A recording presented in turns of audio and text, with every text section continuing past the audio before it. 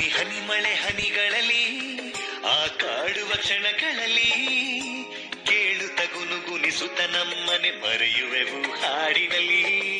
ಮಾತಲ್ಲಿ ನೆನಪಿನಲ್ಲಿ ನಿಶ್ಶಬ್ದದ ರಾತ್ರಿಯಲ್ಲಿ ಕರೆದೊಯ್ಯುವೆವು ನಿಮ್ಮನ ಜೊತೆಯಲ್ಲಿ ಹೊಸ ಯುಗ ಯಾತ್ರೆಯಲ್ಲಿ. ಹುಡುಕುತ್ತ ಹೀಗೆ ದಿನ ದಿನವೂ ಹೊಸ ರಾಗದ ಲಹರಿ. ಇದು ಸಂಗೀತದ ಸವಾರಿ. Akashvani FM rainbow. Akashvani FM rainbow.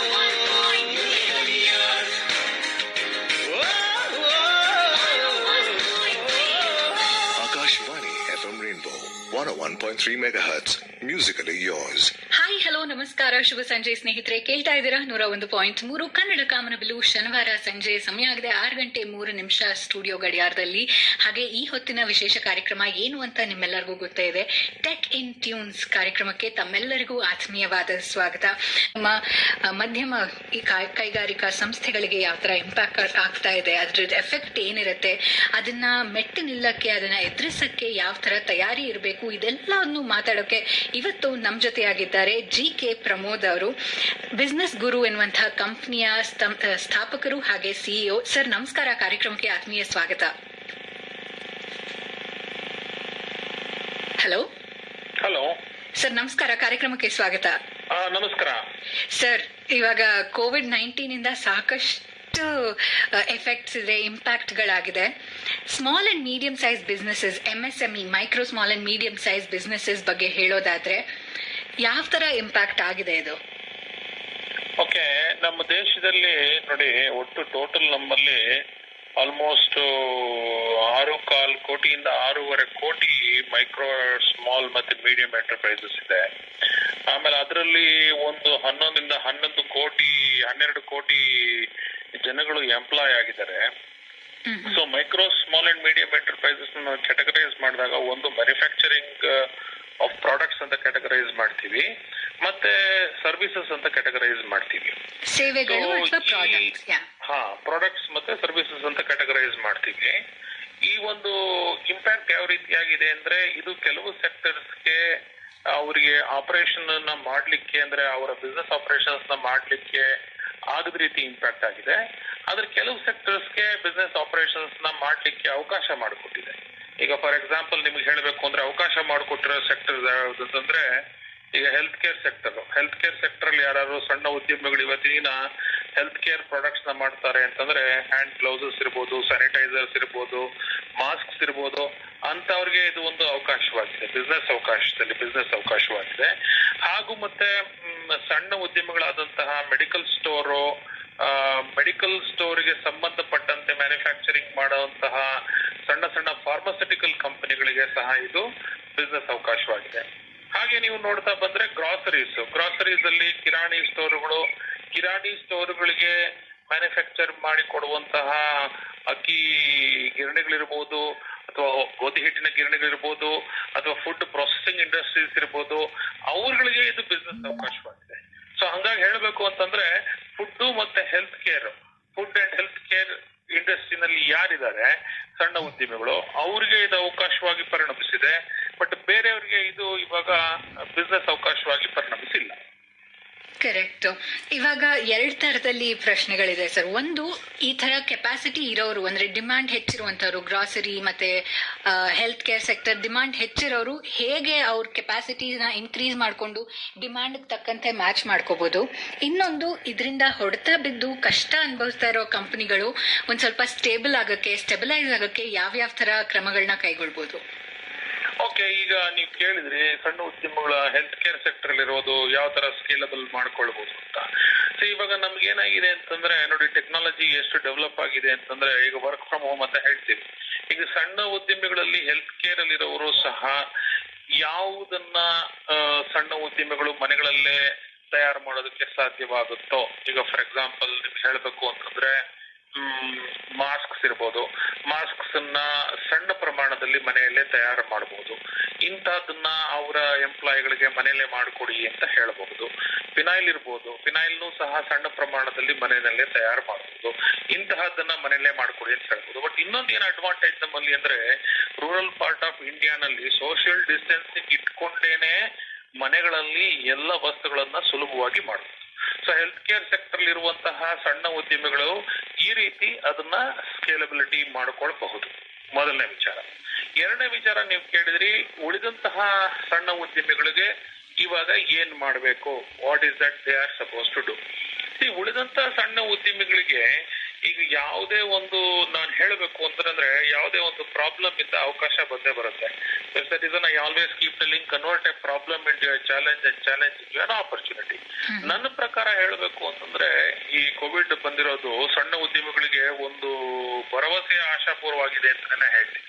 ಯಾಕೆ ಹೇಳ್ತೀನಿ ಅಂತಂದ್ರೆ, ಇವಾಗ ನೆಕ್ಸ್ಟ್ ಏನಾಗುತ್ತೆ ಅಂತಂದ್ರೆ, ನಮ್ಮ ಲೋಕಲೈಸೇಷನ್ಗೆ ನಮ್ಮ ಮಹತ್ವ ಜಾಸ್ತಿ ಆಗ್ತಾ ಹೋಗುತ್ತೆ. ಅಂದ್ರೆ ಒಂದು ಲೋಕಲ್ ಮಾರ್ಕೆಟ್ಗೆ ಬೇಕಾದಂತಹ ವಸ್ತುಗಳನ್ನ ತಯಾರು ಮಾಡುವಂತಹ ಫೋಕಸ್ ನ ಸಣ್ಣ ಉದ್ಯಮಿಗಳು ಬೆಳೆಸ್ತಾ ಹೋದಾಗ, ಆ ಲೋಕಲ್ ಮಾರ್ಕೆಟ್ಗೆ ಏನೇನು ಅವಶ್ಯಕತೆ ಇದೆ ಅದನ್ನ ಲೋಕಲ್ ಮಾರ್ಕೆಟರ್ಸೂ ಸಹ ಅಲ್ಲಿಂದನೇ ತಗೊಳ್ಳುವಂತಹ ಒಂದು ಪರಿಸ್ಥಿತಿ ಈಗ ಉದ್ಭವ ಆಗಿದೆ.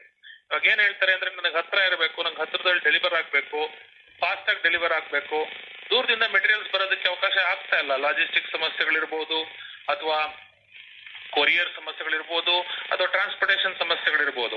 ಇವಾಗ ನಿಮಗೆ ಸಿಂಪಲ್ ಉದಾಹರಣೆ ಹೇಳ್ಬೇಕು ಅಂತಂದ್ರೆ, ಒಂದು ಅಕ್ಕಿ ಗಿರಣಿ ಇರ್ಬೋದು. ಅಕ್ಕಿ ಗಿರಣಿ ಒಂದು 100 ಕಿಲೋಮೀಟರ್ ದೂರದಲ್ಲಿದ್ರೆ, 200 ಕಿಲೋಮೀಟರ್ ದೂರದಲ್ಲಿ ಅದರಿಂದ ತಗೊಂಡ್ ಬರೋದು ಕಷ್ಟ ಆಗುತ್ತೆ. ಬಟ್ ಅದೇ ಒಂದು ಲೋಕಲ್ ಏರಿಯಾನಲ್ಲಿ ಒಂದು 10 ಕಿಲೋಮೀಟರ್ಸ್, 20 ಕಿಲೋಮೀಟರ್ಸ್, 25 ಕಿಲೋಮೀಟರ್ಸ್ ರೇಂಜ್ ಅಲ್ಲಿ ಇದ್ದಾಗ ಅದರಿಂದ ಪ್ರೊಕ್ಯೂರ್ ಮಾಡೋದು ಈಸಿ ಆಗುತ್ತೆ. ಸೊ ಸಣ್ಣ ಉದ್ಯಮಿಗಳು ಇವಾಗ ಮಾಡ್ಬೇಕಾಗಿರೋದು ಏನಂತಂದ್ರೆ, ಇಂಟ್ರಾಸ್ಪೆಕ್ಷನ್ ಅಂತ ಹೇಳ್ತೀನಿ. ಇಂಟ್ರಾಸ್ಪೆಕ್ಷನ್ ಅಂದ್ರೆ ಆತ್ಮಾವಲೋಕನ. ಅವರ ಶಕ್ತಿಗಳೇನು, ಅವರ ದೌರ್ಬಲ್ಯಗಳೇನು, ಅವ್ರಿಗಿರುವ ಅವಕಾಶಗಳೇನು, ಅವ್ರಿಗಿರುವ ಭಯಗಳೇನು, ಇದನ್ನ ಒಂದ್ಸತಿ ನಾವು ಸ್ವಾಟ್ ಅನಾಲಿಸಿಸ್ ಅಂತ ಕರಿತೀವಿ. ಇದನ್ನು ಮಾಡ್ಕೊಂಡಾಗ ಓಕೆ, ನಂದು ಪರಿಸ್ಥಿತಿ ಈ ತರ ಆಗಿದೆ, ನೆಕ್ಸ್ಟ್ ಮುಂದೆ ನಮ್ಗೆ ಯಾವ ರೀತಿ ಆಗ್ಬಹುದು. ಸೊ ಲೋಕಲ್ ಮಾರ್ಕೆಟ್ಸ್ ಅಲ್ಲಿ ಡಿಮಾಂಡ್ಸ್ ಏನೇನಿದೆ ಅದನ್ನ ಸರ್ವಿಸ್ ಮಾಡೋದಕ್ಕೆ ಸಣ್ಣ ಉದ್ಯಮಿಗಳಿಗೆ ಇದು ಉತ್ತಮವಾದಂತಹ ಒಂದು ಅವಕಾಶ ಅಂತ ನಾನು ತಿಳ್ಕೊಂಡು. Fantastic, thank you sir. ಮತ್ತಷ್ಟು ಪ್ರಶ್ನೆಗಳಿದೆ, ಸಾಕಷ್ಟಿದೆ ನಿಮ್ ಜೊತೆ ಮಾತಾಡೋದು. ಅದಕ್ಕಿಂತ ಮುಂಚೆ ಒಂದು ಹಾಡಾದ ನಂತರ ಮಾತುಕತೆ ಮುಂದುವರಿಯುತ್ತೆ. ಸ್ನೇಹಿತರೆ, ನಿಮ್ಗೇನಾದ್ರು ಪ್ರಶ್ನೆಗಳಿದ್ರೆ GK ಪ್ರಮೋದ್ ಅವ್ರನ್ನ ಕೇಳಲಿಕ್ಕೆ ಫೋನ್ ತಗೊಳ್ಳಿ, ನಿಮ್ಮ ಸಂದೇಶವನ್ನ ಕಳಿಸಿ. ನಮ್ಮ ವಾಟ್ಸ್ಆಪ್ ಸಂಖ್ಯೆಗೆ 9480901013 9480901013. ಹಲೋ,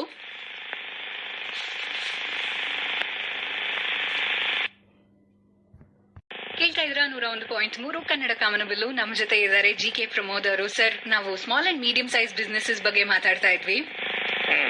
ಸೊ ಇದು COVID-19 ಲಾಕ್ಡೌನ್ ಒಂದೇ ಸಮಸ್ಯೆ ಅಲ್ಲ, ಇದು ಮುಗಿದ ನಂತರನೂ ಬಿಸ್ನೆಸಸ್ ಡೆವಲಪ್ ಆಗಕ್ಕೆ ಹಾಗೆ ನಾರ್ಮಲ್ಸಿಗೆ ಬರಕ್ಕೆ ಇನ್ನೂ ಟೈಮ್ ಹಿಡಿಯುತ್ತೆ.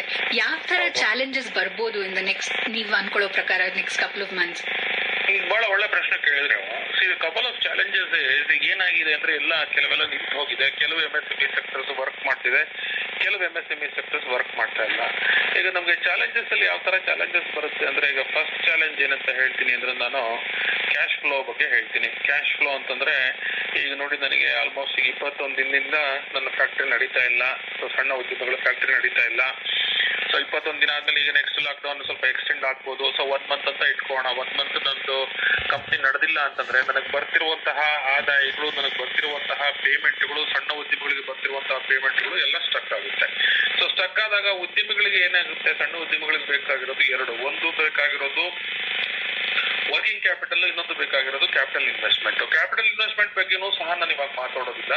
ವರ್ಕಿಂಗ್ ಕ್ಯಾಪಿಟಲ್ ಅಟ್ಲೀಸ್ಟ್ ಕಂಪ್ನಿನ ಚಾಲೂ ಮಾಡ್ಲಿಕ್ಕೆ, ಕಂಪ್ನಿನ ಮುಂದಕ್ಕೆ ತಗೊಂಡು ಹೋಗ್ಲಿಕ್ಕೆ, ರಾ ಮೆಟೀರಿಯಲ್ಸ್ ತಗೊಳ್ಳಿಕ್ಕೆ, ಎಂಪ್ಲಾಯೀಸ್ಗೆ ಸಂಬಳ ಕೊಡ್ಲಿಕ್ಕೆ ನನಗೆ ಅಟ್ಲೀಸ್ಟ್ 1 ಮಂತ್ ಅಥವಾ 1 to 2 months ಅಥವಾ 1 quarter, ಜನರಲಿ 1 to 3 months ಅಂತ ಇಟ್ಕೊಂಡು 3 months ಆಫ್ ಕ್ಯಾಶ್ ಫ್ಲೋ ಏನಿದೆ, 3 months of cash to run the operations, that is very important, that is very critical. Because ನನಗೆ ಕ್ಯಾಶೇ ಸಹ ಜನರೇಟ್ ಆಗಿಲ್ಲ ಒಂದು ಕಡೆ.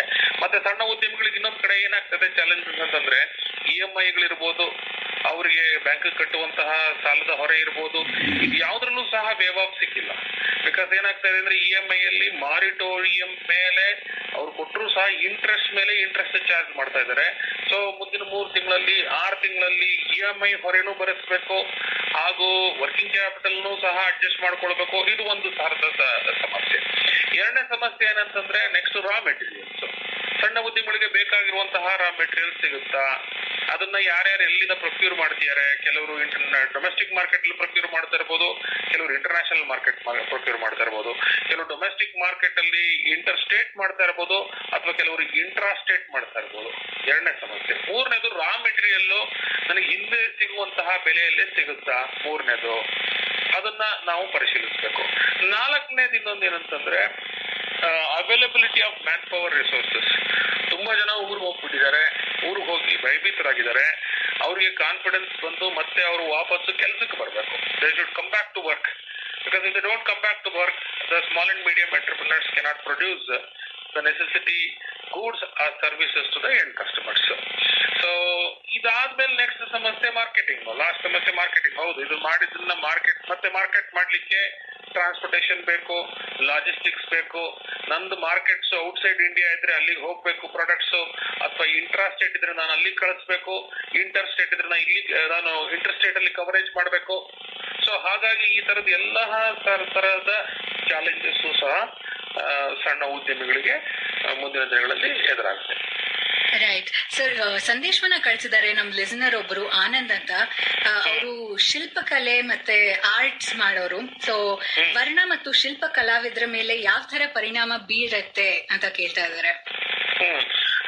ಇದನ್ನ ಎರಡು ತರ ತಗೊಳ್ಬಹುದು. ಈಗ ಒಂದು ಫಸ್ಟ್ ಏನಾಗುತ್ತೆ ಅಂತಂದ್ರೆ ಮನುಷ್ಯನಿಗೆ ಬೇಕಾಗಿರುವಂತಹ ಮಸ್ಟ್ ಟು ಹ್ಯಾವ್ ಪ್ರಾಡಕ್ಟ್ಸ್ ಅಂತೀವಿ.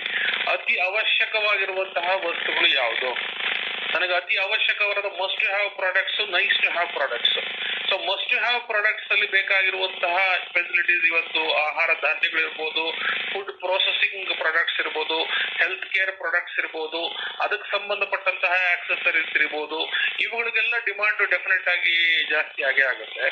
ಆಮೇಲೆ ಅವರು ಪರ್ಟಿಕ್ಯುಲರ್ ಆಗಿ ಅವ್ರು ಏನ್ ಹೇಳಿದ್ದಾರೆ, ಆರ್ಟ್ ಅಂಡ್ ರಿಲೆವೆಂಟ್ ಇದರಲ್ಲಿ ಸ್ವಲ್ಪ ಪಿಕಪ್ ಆಗ್ಲಿಕ್ಕೆ ಸ್ವಲ್ಪ ಟೈಮ್ ಬೇಕಾಗುತ್ತೆ. ಬಟ್ ಹಂಗಂತ ಅದರಲ್ಲಿ ಡಿಮಾಂಡ್ ಇಲ್ಲ ಅಂತ ನಾನು ಹೇಳಲಿಕ್ಕೆ ಆಗೋದಿಲ್ಲ. ಅದನ್ನ ಅವರು ಪ್ರೊವೈಡ್ ಮಾಡುವಂತಹ ರೀತಿ ವಿಧಾನವನ್ನ ಚೇಂಜ್ ಮಾಡ್ಕೊಳ್ಬೇಕು. ಅವ್ರು ಯಾವ ರೀತಿಯಲ್ಲಿ ಪ್ರೊವೈಡ್ ಮಾಡ್ತಾ ಇದ್ದಾರೆ ಅದರ ಸರ್ವಿಸಸ್ ನ ಅಂತ ನನಗೆ ಗೊತ್ತಿಲ್ಲ ಇವತ್ತು. ಈ ಜನಕ್ಕೂ ಏನಾಗಿದೆ ಅಂದ್ರೆ people also need a kind of positivity in the whole negativity.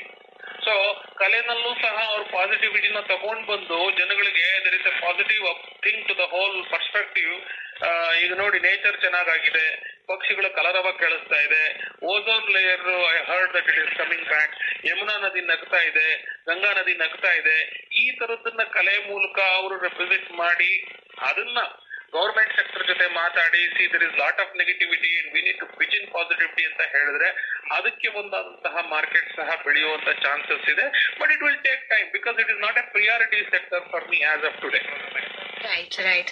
Thank you sir. ಮತ್ತಷ್ಟು ಮಾತಾಡೋಣ ಒಂದು ಹಾಡಿನ ನಂತರ. ಕೇಳ್ತಾ ಇರಿ 101.3 ಕನ್ನಡ ಕಾಮನಬಿಲ್ಲು.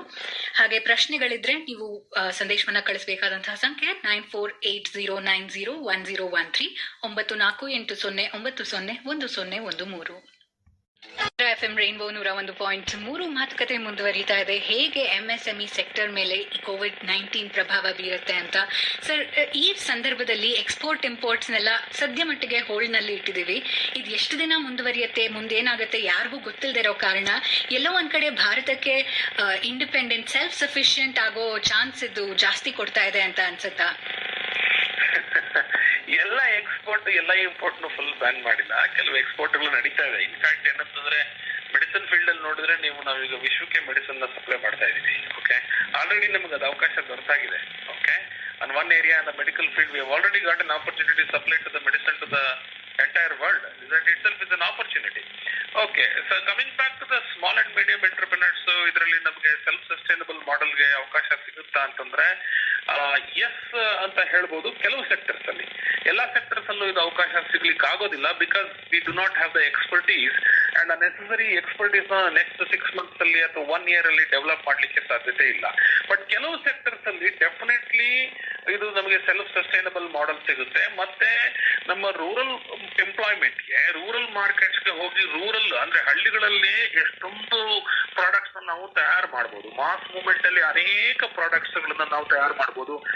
ಅದಕ್ಕೆ ಮಾಸ್ಕ್ಗಳಿರ್ಬೋದು, ಅಥವಾ ಸ್ಯಾನಿಟೈಸರ್ಸ್ ಇರ್ಬೋದು, ಅಥವಾ ಟಿಶ್ಯೂ ಪೇಪರ್ಸ್ ಇರ್ಬೋದು, ಅಥವಾ ಸ್ಯಾನಿಟರಿ ಪ್ಯಾಡ್ಸ್ ಇರ್ಬೋದು, ಫಿನೈಲ್ಸ್ ಇರ್ಬೋದು.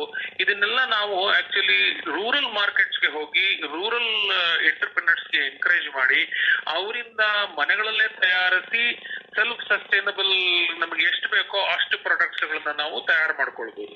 ಸೊ ಕೆಲವು ಇಂಡಸ್ಟ್ರಿಗಳಲ್ಲಿ definitely we can achieve self sustenance. ಮತ್ತೆ ಸರ್ವಿಸಸ್ ಮಾರುಕಟ್ಟೆಗೆ ಬಂದಾಗ ಎನಿವೇ ಸರ್ವಿಸಸ್ ಮಾರುಕಟ್ಟೆಗಳಿಗೆ ಲೋಕಲ್ ಆಗಿರುವಂತಹ ನಾಲೆಡ್ಜ್ ಬೇಕಾಗಿರೋದ್ರಿಂದ ನಮ್ಮ ಲೋಕಲ್ ನಾಲೆಡ್ಜ್ ನ ಉಪಯೋಗಿಸ್ಕೊಂಡು ಸಣ್ಣ ಉದ್ಯಮಿಗಳು ಅವರ ಸರ್ವಿಸಸ್ ಗಳನ್ನ ಡೆಫಿನೆಟ್ಲಿ ರೆಂಡರ್ ಮಾಡಬಹುದು. ಸೊ ಕೆಲವು ಸರ್ವಿಸಸ್, ಕೆಲವು ಪ್ರಾಡಕ್ಟ್ಸ್ ಅಲ್ಲಿ ನಾವು ಸೆಲ್ಫ್ ಸಸ್ಟೈನಬಿಲಿಟಿ ತಗೊಳ್ಬಹುದು, ಕೆಲವರಲ್ಲಿ ತಗೊಳ್ಳಿಕ್ಕೆ ಆಗೋದೇ ಇಲ್ಲ ಅಂತ ಹೇಳಕ್ಕಾಗಲ್ಲ. ತಗೊಂಡ್ರದ್ದು ಎಕನಾಮಿಕಲ್ ಇಲ್ವಾ ಅಂತ ನಾವು ಸ್ಟಡಿ ಮಾಡ್ಲಿಕ್ಕೆ ಟೈಮ್ ಬೇಕಾಗುತ್ತೆ. ಓಕೆ ಓಕೆ ಮತ್ತೊಬ್ಬ ಲಿಸನರ್ ನಮಗೆ ಸಂದೇಶವನ್ನ ಕಳಿಸಿ ಕೇಳ್ತಾ ಇದ್ದಾರೆ. ಅವರು ಅಕೌಂಟೆಂಟ್ ಆಗಿ ಕೆಲಸ ಮಾಡ್ತಿದಾರಂತೆ, ನಂದನ್ ಅವರು, ಪ್ರೈವೇಟ್ ಕಂಪನಿಲಿ. What would be the impact on builders, contractors, sub contractors and developers? So real estate, building, ಇದ್ರ ಬಗ್ಗೆ ಈ ಕ್ಷೇತ್ರದಲ್ಲಿ ಯಾವ ತರ ಎಫೆಕ್ಟ್ ಆಗುತ್ತೆ? ಓಕೆ, ನಂದನ್ ಬಹಳ ಒಳ್ಳೆ ಪ್ರಶ್ನೆ ಕೇಳಿದೀರಾ. ಮನುಷ್ಯನಿಗೆ ಬೇಕಾಗಿರುವಂತಹ ಮೂಲಭೂತ ಸೌಕರ್ಯಗಳಲ್ಲಿ ವಸತಿ ಸಹ ಬಂದ್ರೂ ಇವತ್ತೇನಾಗಿದೆ ಪರಿಸ್ಥಿತಿ ಅಂತಂದ್ರೆ, ನಾನು ನಿಮಗೆ ನಿಜಾಂಶವನ್ನ ಹೇಳಬೇಕಾದ್ರೆ ಅನೇಕ ಜನ ನಮಗೆ ಕನ್ಸ್ಟ್ರಕ್ಷನ್ ವರ್ಕರ್ಸ್, ಫಾರ್ ಎಕ್ಸಾಂಪಲ್ ಬೆಂಗಳೂರಿನ ಎಕ್ಸಾಂಪಲ್ ತಗೊಳ್ಬೇಕು ಅಂದ್ರೆ ಅನೇಕ ಜನ ನಮಗೆ ಹೊರ ಊರುಗಳಿಂದ ಬಂದು ಕೆಲಸ ಮಾಡ್ತಾರೆ. ಅವರೆಲ್ಲರೂ ಸಹ ಊರಿಗೆ ಹೋಗಿದ್ದಾರೆ. ಅವರೆಲ್ಲರೂ ಊರಿಂದ ವಾಪಸ್ಸು ಅಲ್ಲಿ ವಾಪಸ್ ಬಂದು ಬೆಂಗಳೂರಿಗೆ ಸೆಟ್ಲ್ ಆಗೋದಕ್ಕೆ it would require certain amount of time. ಒಂದು 3 ತಿಂಗಳಾದ್ರೂ ಸಹ ಅವ್ರಿಗೆ ವಾಪಸ್ ಬರ್ಲಿಕ್ಕೆ ಟೈಮ್ ಆಗುತ್ತೆ. ಅಲ್ಲಿ ತನಕ ನಮ್ದು ಕನ್ಸ್ಟ್ರಕ್ಷನ್ ಆಕ್ಟಿವಿಟೀಸು ಏನು ಸಹ ಇರೋದಿಲ್ಲ. ಸೊ ಬಿಟ್ವೀನ್ 3 to 6 months ನಮ್ಗೆ ಕನ್ಸ್ಟ್ರಕ್ಷನ್ ಆಕ್ಟಿವಿಟೀಸೇ ಇಲ್ದಿರಂತಹ ಒಂದು ಸನ್ನಿವೇಶ ಇದೆ. ಆಮೇಲೆ ರೆಡಿ ಆಗಿರುವಂತಹ ವಸತಿಗಳನ್ನ ನಾವು ವ್ಯಾಪಾರ ಮಾಡಬೇಕು ಅಂದ್ರೆ ಜನ ಈಗ ಅದನ್ನ ತಗೊಳ್ಳಿಕ್ಕೆ ರೆಡಿ ಇರುವಂತಹ ಸಂದರ್ಭ ಇವಾಗಿಲ್ಲ. ಸೊ 6 ತಿಂಗಳಲ್ಲಿ ನಾವು ವಿ ಹ್ಯಾವ್ ಟು ಜಸ್ಟ್ ಬೇರೆ ಕೆಲಸಗಳನ್ನ ಮಾಡಿಕೊಂಡು ನಮ್ಮ ಕಂಪನಿಯಲ್ಲಿ ಸೇಲ್ಸ್ ಮತ್ತೆ ಮಾರ್ಕೆಟಿಂಗ್ ಆಕ್ಟಿವಿಟೀಸ್ ನ ಬಿಟ್ಟು ಬೇರೆ ಆಕ್ಟಿವಿಟೀಸ್, ಹೇಗೆ ನಾವು ಮಾರ್ಕೆಟ್ ಡೆವಲಪ್ ಆದ್ಮೇಲೆ ಬಿಸ್ನೆಸ್ ಡೆವಲಪ್ಮೆಂಟ್ ಮಾಡಬಹುದು, ಬೇರೆ ಯಾವ ರೀತಿ ನಾವು ಕಸ್ಟಮರ್ಸ್ ನ ಅಟ್ರಾಕ್ಟ್ ಮಾಡಬಹುದು, ಅಥವಾ ಬೇರೆ ಯಾವ ತರಹದ ಫೈನಾನ್ಷಿಯಲ್ ಸ್ಕೀಮ್ಸ್ ನ we have to work out with the banks. Because financial schemes ಸಹ ಈಗ ಬಹಳ ಇಂಪಾರ್ಟೆಂಟ್ ಆಗುತ್ತೆ. ಸೊ ಯಾವ ತರದ ಫೈನಾನ್ಷಿಯಲ್ ಅಟ್ರಾಕ್ಟಿವ್ ಸ್ಕೀಮ್ಸ್ ನ ಮಾಡಬಹುದು ಅಂತ ನಾವು ಬೇರೆ ಕಡೆಗೆ we have to spend our time and energy for the next 6 months.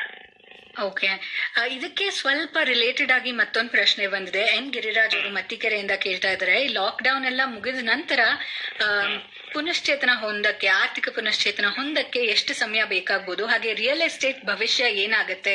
ಯಾಕೆಂದ್ರೆ ನನ್ನ ಉದ್ಯೋಗ ರಿಯಲ್ ಎಸ್ಟೇಟ್, ಸೊ ನಾನು ಈ ಕ್ವೆಶ್ಚನ್ ನ ಕೇಳ್ತಾ ಇದ್ದೀನಿ ಅಂತ ಹೇಳ್ತಿದ್ದಾರೆ. ಓಕೆ, ಆರ್ಥಿಕ ಪುನಶ್ಚೇತನ ಪಡೆಯೋದಕ್ಕೆ ಎಷ್ಟು ದಿನ ಆಗುತ್ತೆ ಅಂತ ಇವತ್ತಿನ ದಿನನೇ ನಿಖರವಾದ ಆನ್ಸರ್ ನ ಹೇಳಲಿಕ್ಕೆ ಬಹಳ ಕಷ್ಟ ಆಗುತ್ತೆ.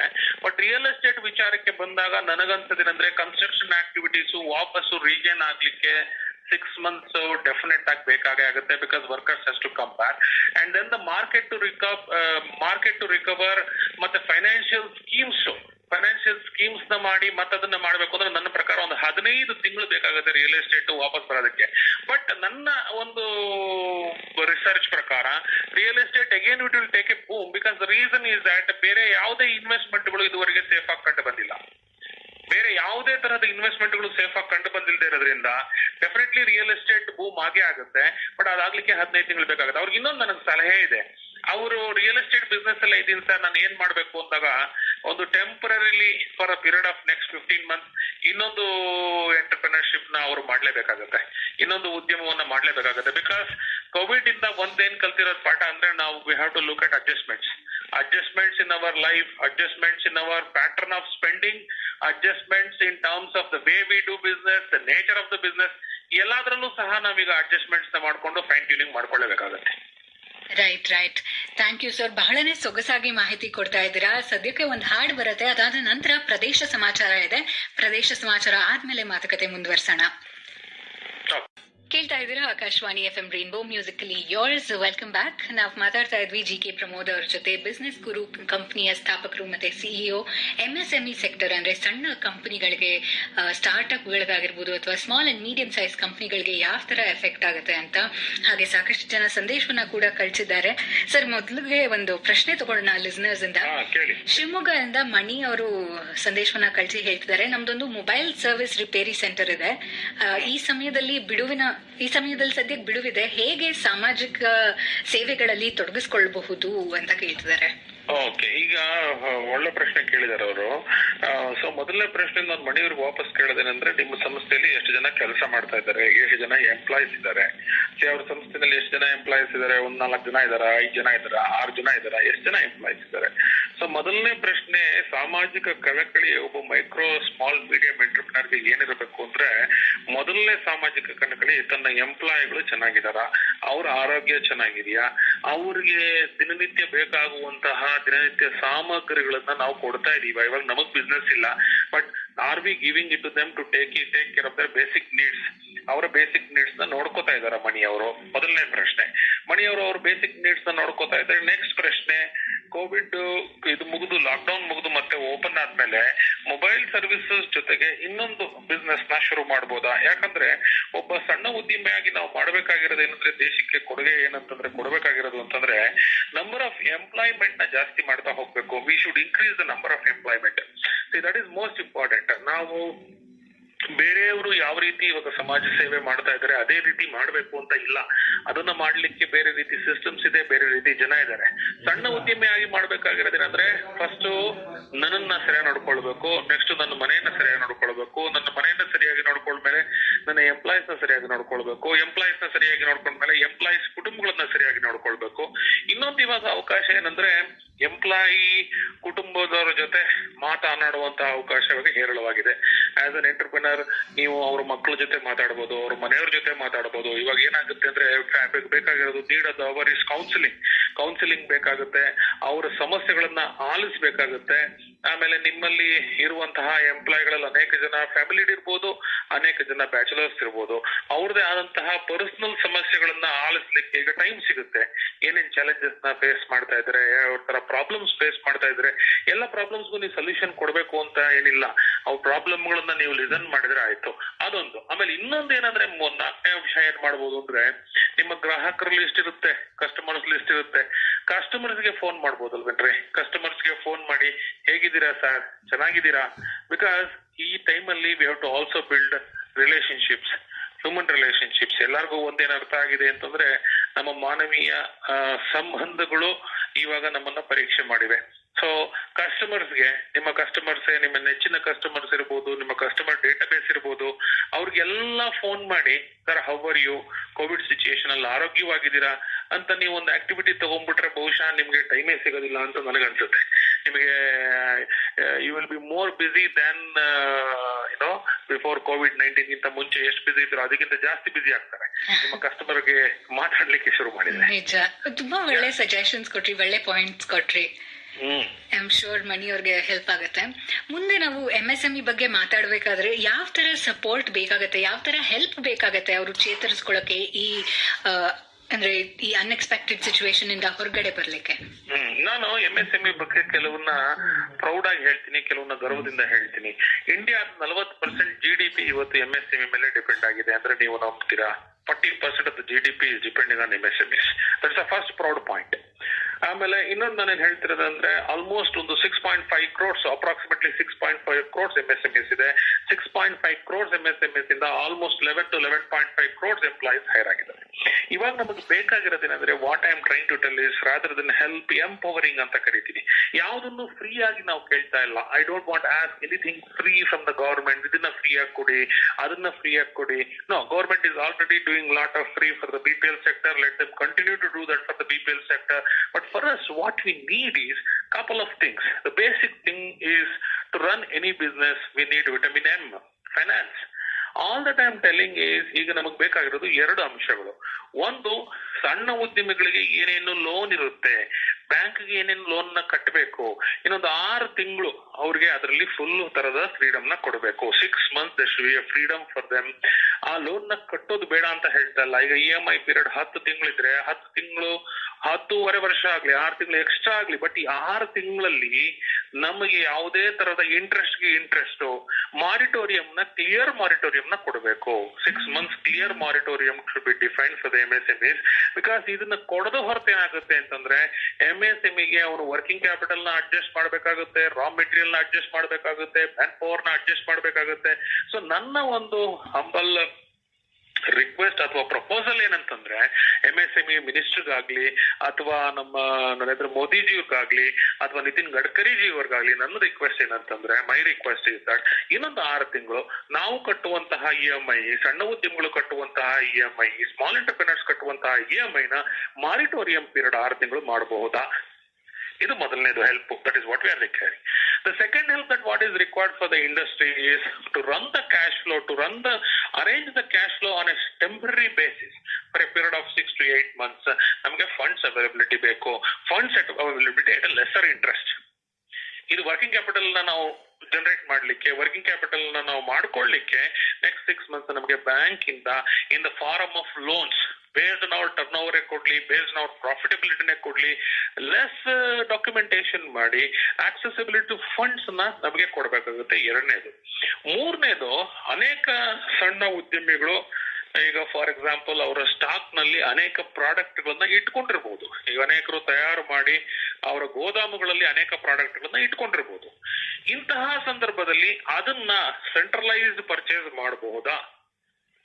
Is there a possibility to do a centralized purchase of those items? Right, yeah.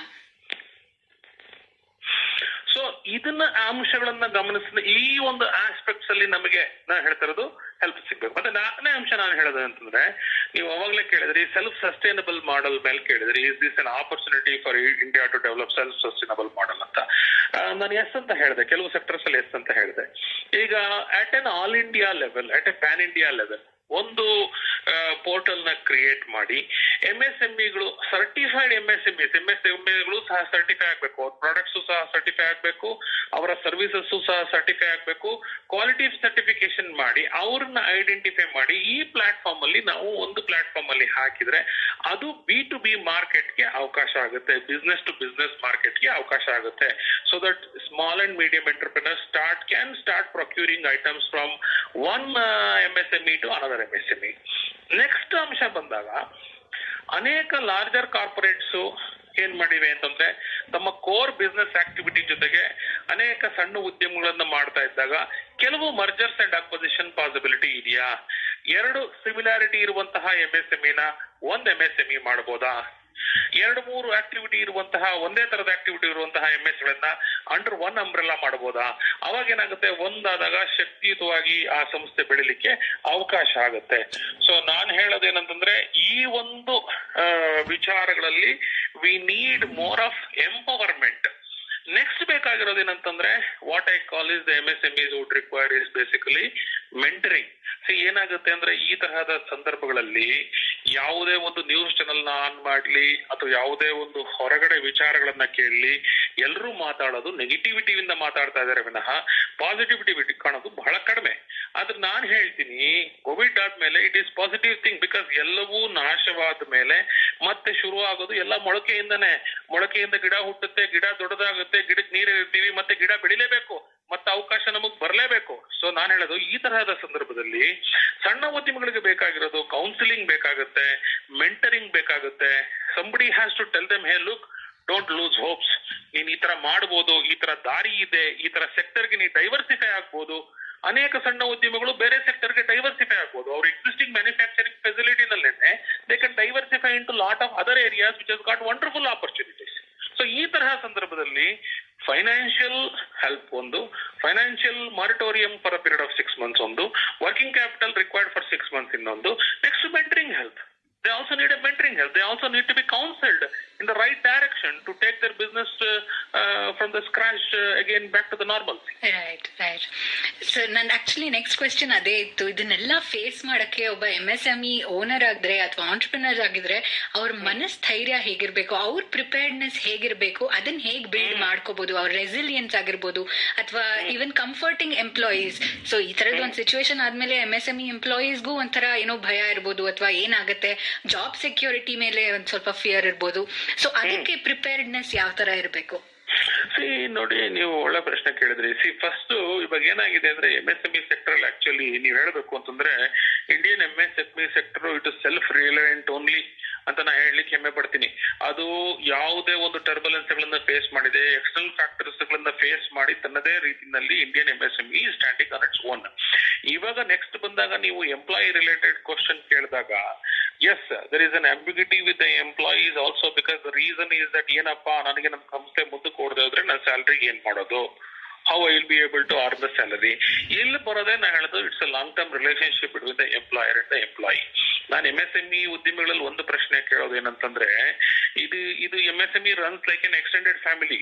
It doesn't work like A corporate ತರ ವರ್ಕ್ ಆಗಲ್ಲ. ಇದು ಒಂದು ಮೈಕ್ರೋ ಸ್ಮಾಲ್ ಮೀಡಿಯಂ ಎಂಟರ್ಪ್ರೈಸಸ್ ಅಲ್ಲಿ ಒಂದು 50 ಜನ 100 ಜನ ಇರುವಂತಹ ಒಂದು ಆರ್ಗನೈಸೇಷನ್ ಅಲ್ಲಿ ಯಾರಿಗಾರ ಒಬ್ರು ಹುಷಾರ್ ತಪ್ಪಿದಾಗ as a business owner as an entrepreneur ನಾವು ಹೋಗಿ ಅವ್ರನ್ನ ಕೇಳ್ತೀವಿ, ಏನಕ್ಕಪ್ಪ ಅದು ಹುಷಾರ್ ತಪ್ಪಿದೆಯಲ್ಲ, ಕೆಮ್ತಾ ಇದೆಯಲ್ಲ, ಹುಷಾರಿಲ್ವಾ, ಜ್ವರ ಇದೆಯಾ.